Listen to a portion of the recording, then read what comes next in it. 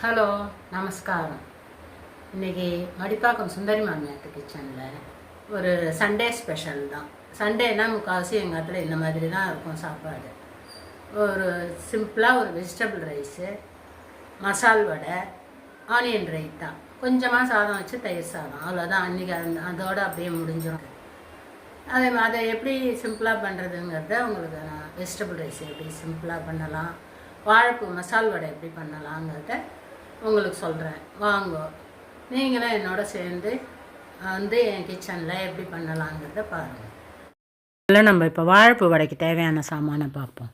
200 கடலைப்பருப்பு. வாழைப்பூவை இந்த கல்லன்பா அதை நல்லா எடுத்துகிட்டு ஆஞ்சு பொடி பொடியாக நறுக்கி மோரில் போட்டு வச்சுக்கணும். அதுக்கப்புறமா கடலைப்பருப்பை நல்லா 2-3 தடவை களைஞ்சிட்டு 2 மணி நேரம் தண்ணியில் ஊற வச்சுக்கணும். வாழைப்பூ மசால் வடைக்கு தேவையான சாமான்: பொடியாக நறுக்கின வாழைப்பூ, ஒரு பெரிய வெங்காயம், 3 பச்சை மிளகா, கொத்தமல்லி கொஞ்சம், கருவேப்பிலை கொஞ்சம், எல்லாத்தையும் நறுக்கி ரெடியாக வச்சுக்கணும். 1 ஸ்பூன் சோம்பு, அதுக்கு தேவையான அளவு உப்பு எடுத்து வச்சுக்கணும்.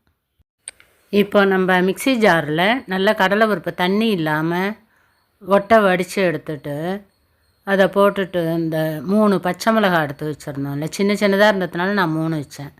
3 பச்சை மிளகா, தேவையான உப்பு, இது எல்லாத்தையும் போட்டு 2 காஞ்ச மிளகா, ஒரு துண்டு இஞ்சி எல்லாத்தையும் போட்டு மிக்சியில் ஒரு பல்ஸ் மோடில் விட்டு 2 திருப்பு திருப்பி மறுபடியும் ஒரு கிளறிட்டு மறுபடியும் ஒரு திருப்பு திருப்பிட்டு எடுத்துடணும். ரொம்ப வழவழன்னு அரைக்கக்கூடாது. ரொம்ப வழவழன்னு அரைச்சா கிறிஸ்பாக இருக்காது. கொஞ்சம் நொரன்னு அரைச்சா தான் நல்லாயிருக்கும். இப்போ நம்ம எடுத்து வச்சுருக்கிற 1 ஸ்பூன் சோம்பு, வெங்காயம், கருவேப்பிலை, கொத்தமல்லி எல்லாத்தையும் அதில் போட்டுட்டு, அதுக்கப்புறமா வாழைப்பூவை நல்லா பொடி பொடியாக நறுக்கி வச்சுருக்கோம் மோரில் போட்டு, அதை ஒட்டை புழிஞ்சிடணும். தண்ணி இல்லாமல் புழிஞ்சு அதையும் அதில் போட்டுட்டு நல்லா பிசைஞ்சுக்கணும். நல்லா கலந்து பிசைஞ்சு வச்சுட்டு, அது அப்புறமா வெறும் வெங்காயம் மட்டும் போட்டோன்னா அப்படியே சும்மா கலந்து வச்சாலே போகிறோம், ஒன்றும் ஆகாது. அப்படியே தட்டி போடலாம். நம்ம வாழைப்பூ போடுறதுனால அது கொஞ்சம் உதிர்ந்துடும் வாழைப்பூ வடை. அதனால் கொஞ்சம் நல்லா இழுத்து நல்லா கெட்டியாக பிசைஞ்சு வச்சுக்கணும். ஒரு 2-3 தடவை பிசைஞ்சிட்டு உப்பு போருமான்னு இந்த ஸ்டேஜில் கொஞ்சம் வாயில் போட்டு பார்த்துட்டு, தேவையாக இருந்தால் கொஞ்சம் உப்பு போட்டுன்ட்டு அதுக்கப்புறமா நல்லா கலந்து அதை ஒரு சின்ன சின்ன உருண்டையாக உருட்டி ஒரு தட்டில் எடுத்து வச்சுக்கணும். இப்போ நம்ம ஸ்டவ்வை ஆன் பண்ணிவிட்டு எண்ணெயை விட்டு எண்ணெய் காஞ்சதுக்கப்புறமா அந்த உருட்டி வச்சுருக்கிறத 2 உள்ளங்கைக்கு நடுவில் வச்சு ஒரு ப்ரெஸ் கொடுக்கணும். அது என்ன ஆகுன்னா, நடுவில் திக்காக இருக்கும், கார்னரில் மெல்லிஸாக இருக்கும். அந்த மாதிரி இது மாதிரி பண்ணி போடுறது வடை கார்னர்லாம் நல்லா மொரன்னு இருக்கும், நடுவில் கொஞ்சம் சாஃப்டாக இருக்கும். இந்த மாதிரி தட்டி போடுறது அது சூப்பராக இருக்கும். இந்த மாதிரி தட்டி எல்லா வடையும் போட்டுட்டு கொஞ்சம் செவந்ததும், ஒரு சைடு செவந்ததுக்கப்புறமா மெதுவாக திருப்பி போடுங்க. மீடியம் ஃப்ளேமில் வச்சு வடை எல்லாத்தையும் தட்டி போட்டோன்னா நல்லா கிறிஸ்பாக சூப்பராக இருக்கும் வாழைப்பூ மசால் வடை. இது ஈவினிங் ஸ்நாக்ஸாக கூட பண்ணிக்கலாம். ஸ்கூல் விட்டு வர குழந்தைகளுக்கு பண்ணி கொடுக்கலாம். காஃபியோட 2 வடை சாப்பிட்டோன்னா நமக்கு ஈவினிங் டைமில் நல்லாயிருக்கும். வாழைப்பூ போட்டு பண்ணுறதுனால நல்ல கிறிஸ்பாக இருக்கும். நீங்கள் ஒரு டைம் செஞ்சு சாப்பிட்டு பார்த்தேன்னா தெரியும், ரொம்ப நல்லா இருக்கும்.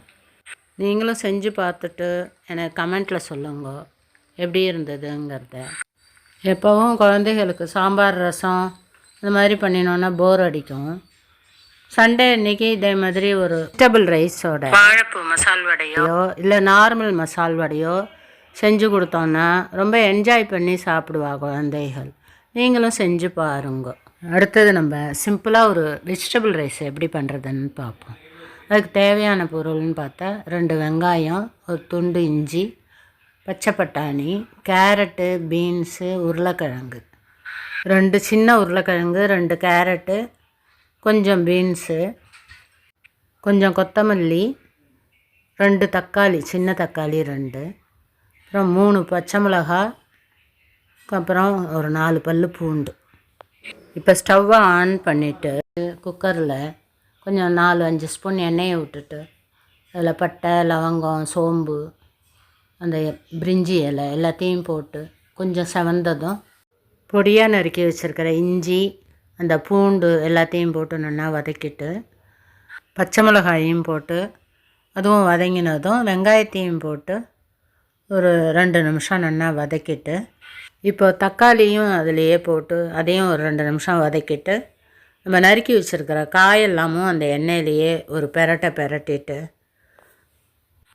இப்போ அதுக்கு தேவையான உப்பு, கொஞ்சம் மஞ்சப்பொடி, காரத்துக்கு தனியாவும் மிளகாவும் மட்டும் தனியாக அரைச்சி வச்சுருக்கேன் நான். அதில் ஒரு ஸ்பூன் போட்டுட்டு அதையும் நல்லா கலந்து விட்டுட்டு கரம் மசாலா தூள் 1 ஸ்பூன் போட்டு அதுவும் நல்லா பச்சை வாசனை போகிற அளவுக்கு கலந்து விட்டுட்டு அரிசி களைஞ்சி தண்ணி வடிய விட்டு ஒரு 10 நிமிஷம் ஊற வச்சுருக்கணும். அந்த அரிசியும் அந்த எண்ணெயிலையே போட்டு பெரட்டிட்டு 1 டம்ளர் அரிசிக்கு 2.5 டம்ளர் தண்ணி வச்சு நறுக்கி வச்சுருக்கிற கொத்தமல்லி தழையும் போட்டு குக்கரை நல்லா மூடி வச்சுட்டு ஒரு விசில் வந்ததும் சிம்மில் வச்சுட்டு 2 நிமிஷம் சிம்மில் வச்சுட்டு ஆஃப் பண்ணிட்டா போதும். நம்ம டைரெக்டாக வச்சுருக்கிறதுனால ரொம்ப 2-3 விசில்லாம் விட தேவையில்லை, அதுவே நல்ல பலன்னு ஆகிடும். நான் நார்மல் சாப்பாட்டு ரைஸ் தான் போட்டு இன்றைக்கி பண்ணினேன். நீங்கள் வேணால் பாஸ்மதி ரைஸ் போட்டு பண்ணிக்கலாம், அது இன்னும் சூப்பராகவே இருக்கும். இது மாதிரி நீங்கள் செஞ்சு பார்த்துட்டு எப்படி இருந்ததுங்கிறத சொல்லுங்க கமெண்ட்டில். லைக் பண்ணுங்க, ஷேர் பண்ணுங்க, சப்ஸ்கிரைப் பண்ணுங்க. தேங்க்யூ ஃபார் வாட்சிங். நெக்ஸ்ட் வீடியோவில் நான் பார்க்குறேன்.